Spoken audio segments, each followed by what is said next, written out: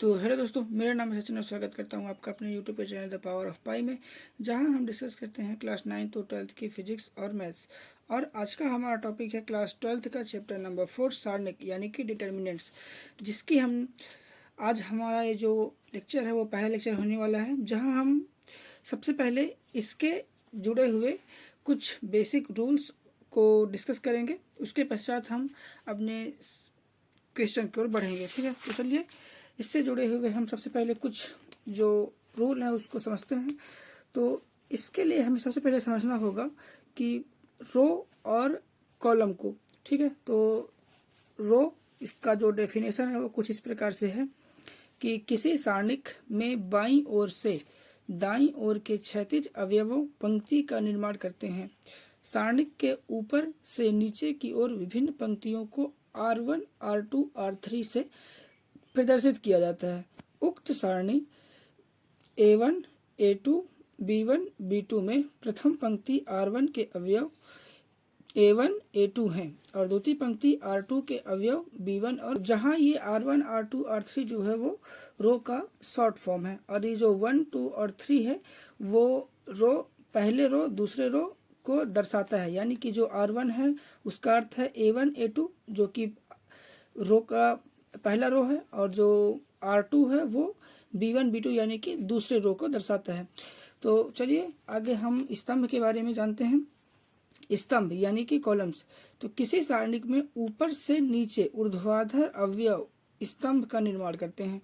सारणिक के बाईं ओर से दाईं ओर विभिन्न स्तंभों को C1, C2, C3 से प्रदर्शित करते हैं। उक्त सारणिक A1, A2, B1, B2 में प्रथम स्तंभ C1 के अवयव A1, B1 है और द्वितीय स्तंभ C2 के अवयव A2 और B2 है। यानी कि जो यहाँ पर हमें सारणिक दिया हुआ है तो उसमें जो स्तंभ है वो इस ऊपर से नीचे की ओर जाता है। ठीक है, तो उसे हम जो है स्तंभ कहते हैं।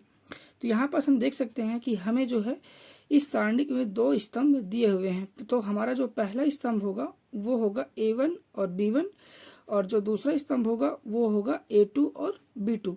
ठीक है, तो चलिए आगे हम जो है कोटि के बारे में समझते हैं। तो कोटि यानी कि ऑर्डर। ठीक है, तो n पंक्तियों और n स्तंभों वाले सारणिक को n वे कोटि का सारणिक कहते हैं। nth कोटि का सारणिक निम्न है।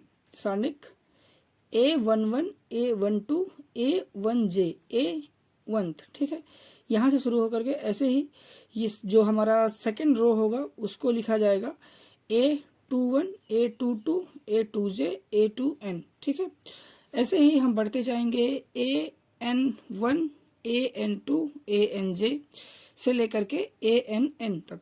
तो उक्त में दर्शाए गए सारणिक A1, A2, B1, B2 द्वितीय कोटि का सारणिक है। ऐसे ही जो सारणिक है A1, A2, B1, B2, B3 और C1, C2, C3 ये जो है वो एक तृतीय कोटि का सारणिक होगा। ठीक है,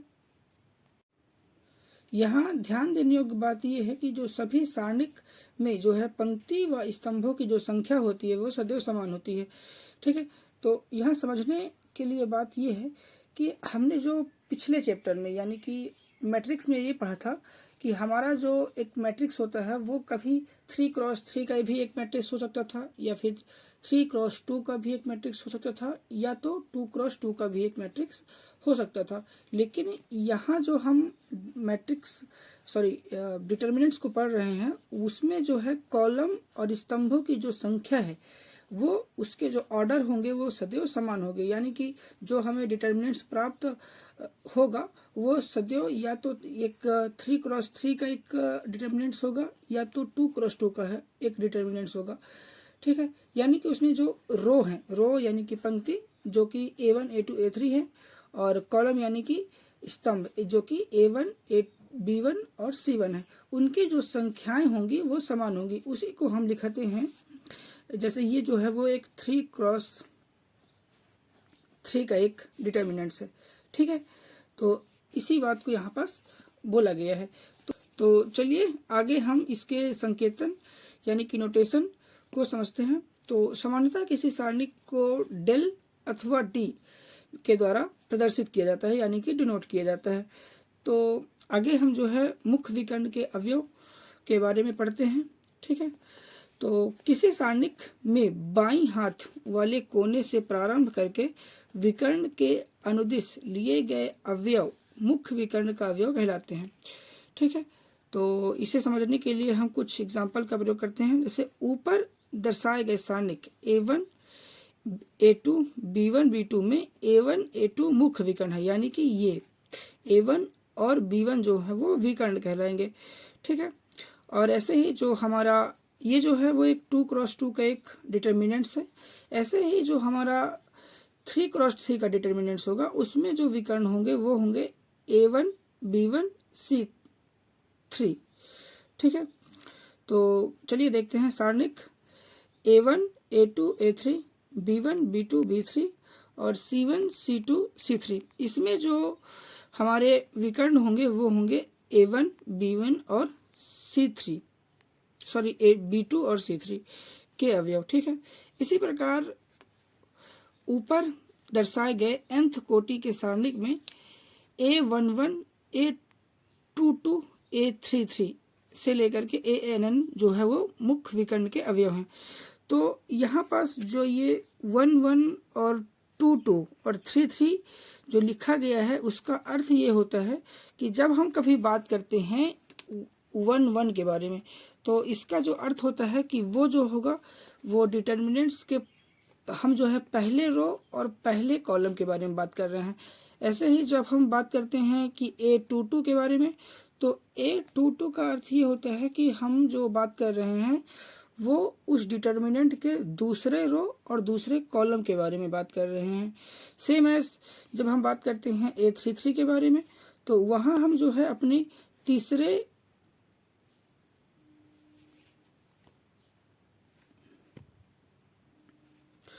तो यहाँ समझने के लिए बात यह है कि अगर जब हम बात करते हैं A11 A22 और A33 के बारे में तो उसका अर्थ ये होता है कि एक डिटर्मिनेंट्स में जब हम 11 के बारे में बात करते हैं तो उसका अर्थ ये है कि हम जो है उस डिटर्मिनेंट के पहले रो और पहले कॉलम के बारे में बात कर रहे हैं।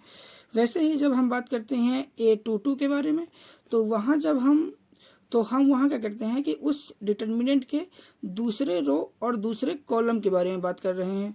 और जब हम बात करते हैं A33 के बारे में तो वहाँ जो है हम अपने उस डिटर्मिनेंट के तीसरे रो और तीसरे कॉलम के बारे में बात कर रहे हैं। तो इतना आपको समझ में आ चुका होगा। तो चलिए अब आगे हम जो है वो द्वितीय कोटि के सारणिक का प्रसार देखते हैं।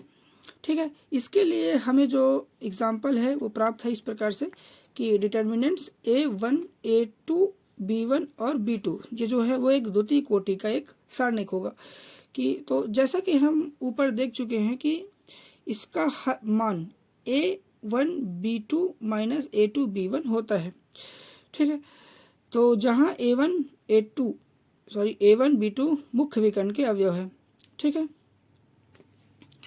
तो आगे जो है हम इसको डिटेल में समझते हैं।